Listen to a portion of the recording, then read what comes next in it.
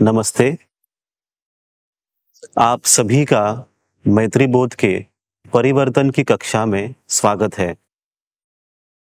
आज हम शुरुआत एक प्रश्न से करेंगे और ये प्रश्न हमें हमारे एक प्रेक्षक ने पूछा है, एक सदस्य हैं, उन्होंने पूछा है, शुक्ला वर्धन। और ये बहुत ही सुंदर प्रश्न है। ये प्रश्न है कि क्या बीज की गुणवत्ता अगर हल्की हो, अच्छी नहीं हो, तो फिर भी क्या हम अच्छी फसल पैदा कर सकते हैं या नहीं? तो आपको याद होगा कुछ क्लासेस पहले, एपिसोड पहले हमने आपसे कहा था, हमें एक उपजाऊ भूमि आपके भीतर बनानी है, उसकी तैयारी करनी है। और ये करते समय अगर बीज अच्छा नहीं हो तो क्या हो सकता है? फिर भी क्या हमें वही परिणाम देखने मिलेगा कि नहीं?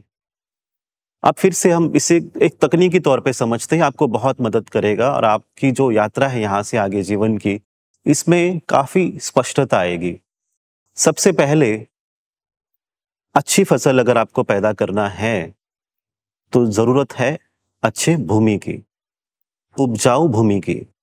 जब उपजाऊ भूमि है तो सब कुछ अच्छा ही हो सकता है, अच्छे अनुभव बनते हैं। पर अभी अच्छी अगर हमें उपजाऊ भूमि बनानी है तो उसके लिए क्या करना है? उसके लिए बहुत सरल चीजें हैं। एक तो ये है कि एक सकारात्मक कार्य करना या आध्यात्मिक साधना करना, अच्छे विचार रखना, ज्ञान प्राप्त करना। ये करने से आपके भीतर की जो भूमि है, जो बंजर भूमि है, उसे हम उपजाऊ बना सकते हैं। और अभी हम फिलहाल जो भी सीख रहे हैं मैत्री बोध की कक्षा में, हम पूरा ध्यान जो है केंद्रित कर रहे हैं आपकी भीतर की भूमि को उपजाऊ करने के लिए, जिसमें ज्ञान आता है, सकारात्मक सोच आती है, आध्यात्मिक साधनाएं आती हैं। तो जब ये कर लेते हैं तो अपने आप ही आपकी भूमि उपजाऊ बन जाती है। उसके बाद जो दूसरा एक कारक बिंदु है वो ये है कि आसपास का वातावरण, परिवेश कैसा है, मतलब कि आप कहाँ रह रहे हो, आपका प्रांत, आपका समुदाय, समाज, जो काम आप करते हो, जिन लोगों के साथ आप रह रहे हो, ये सारी सारी चीजों को अगर आप ध्यान से देखेंगे तो वो आपके भीतर एक अच्छी अवस्था बनाने के लिए और एक अच्छी फसल पैदा करने के लिए बहुत मददगार साबित होती है। तो ये हुए आसपास के वातावरण की वजह से आपके जो ऊपर जो असर हो सकता है वो। पर अगर हम इसे ठीक से देखते भी हैं तो पता चलता है कि कुछ चीजें हमारे कंट्रोल में हैं, कुछ चीजें हमारे कंट्रोल में नहीं हैं। खास तौर पे जब हम आसपास के जो परिस्थितियों को देखते हैं तो सीधे तौर पे हमारे कंट्रोल में नहीं है।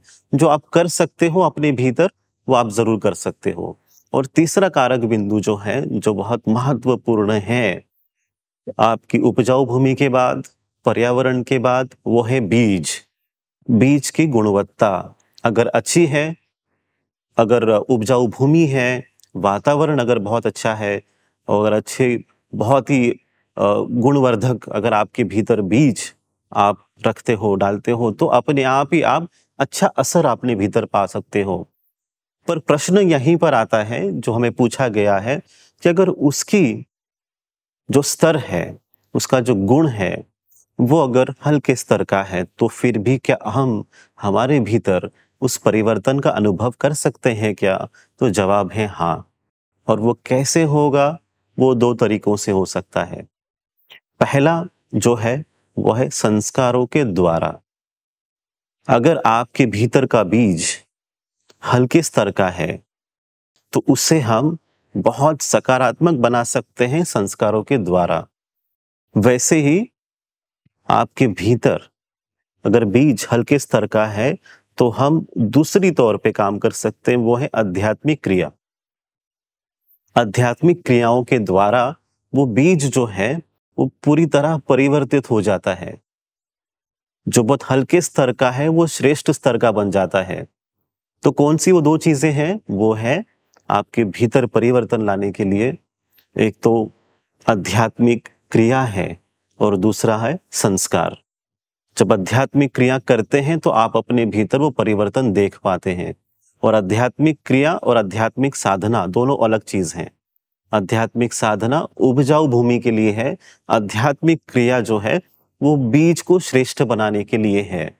और आध्यात्मिक क्रिया के लिए आपको फिर डॉक्टर से मिलना पड़ता है और आगे चलना पड़ता है अपनी यात्रा और सरल बनाने के लिए।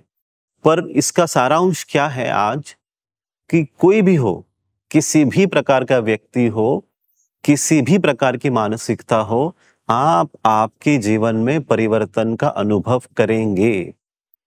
आपको हक है, आपका अधिकार है कि आप अपने भीतर वो आध्यात्मिक परिवर्तन होते हुए देख पाएं। उसके लिए आपको क्या करना है? आज का विचार क्या है? आज का विचार है, हाँ, मैं आंतरिक परिवर्तन के लिए तैयार हूं।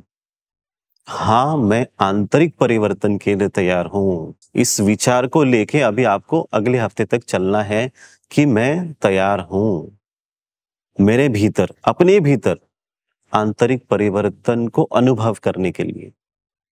वैसे अभी हम फिर से अगले हफ्ते मिलेंगे एक नए विचार के साथ, नई सोच के साथ। आप सभी का मंगल हो, आप सभी का कल्याण हो। नमस्ते। जैसे ही घड़ी का काटा दोपहर 2:30 पे आए, बबीता जी का दिल सास बहू साजिश के लिए मचल जाए। और ये है इनकी बहू, पूरे दिन ऑफिस की टेंशन हो जाए गॉन जब ये करें अपना फेवरेट शो फ्री टाइम पे ऑन। इनकी तरह आप भी देखिए अपना फेवरेट शो अपने टाइम पर और डाउनलोड कीजिए एबीपी लाइव ऐप अपने स्मार्ट टीवी पर।